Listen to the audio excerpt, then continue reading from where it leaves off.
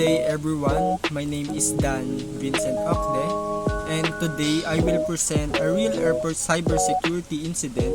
This is about the cyber attack that happened to Vietnam Airlines and Noi Bai International Airport in 2016. And I will explain how better authentication and access control could have reduced the impact of the attack. So without further ado, let's get started. So this is the incident overview. In 2016, Vietnam Airlines experienced a major cyber attack where hackers gained unauthorized access to airport systems. So yung meaning, may mga attackers na nakapasok sa internal system ng airline at airport kahit hindi sila allowed. Kaya ito ay isang clear example ng system compromise. Systems affected. So, during the attack, the flight information display systems were hacked and replaced with fake messages. And even the check-in systems were affected. So, imbis na normal flight details ang makita, napalitan nito ng hacker messages which caused confusion sa mga pasahero. And this is the impact on passengers and operations. So, because of the attack, maraming passengers ang nalito at na-delay since hindi gumagana ng maayos ang digital systems. And yung airport staff had to switch to manual processes. Ibig sabihin, mano-mano ang check-in at pag-handle ng flights.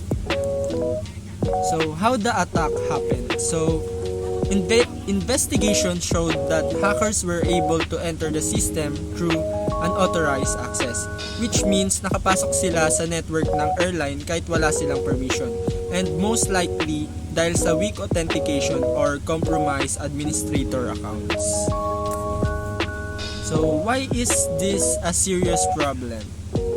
This is a serious problem because once ma-compromise ang system, attackers can control important airport functions and even access passenger data. So, hindi lang operations ang apektado, pati privacy and security ng mga tao.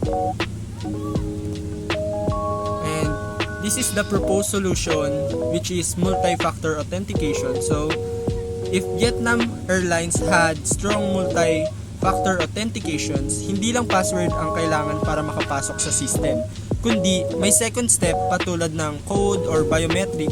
So kahit manakaw ang login details, hindi pa rin agad makakapasok ang attackers.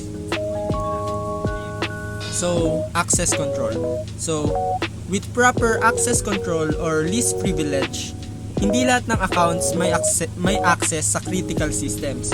So kahit ma-hack ang isang user, maliit lang ang maaabot ng attacker at mas madali ma-contain ang damage.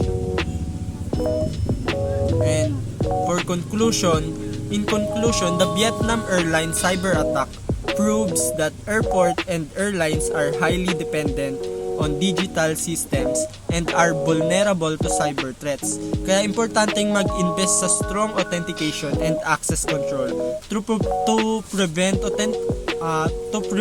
unauthorized access and major system disruptions. And ayun, this is the end of the presentation. Thank you.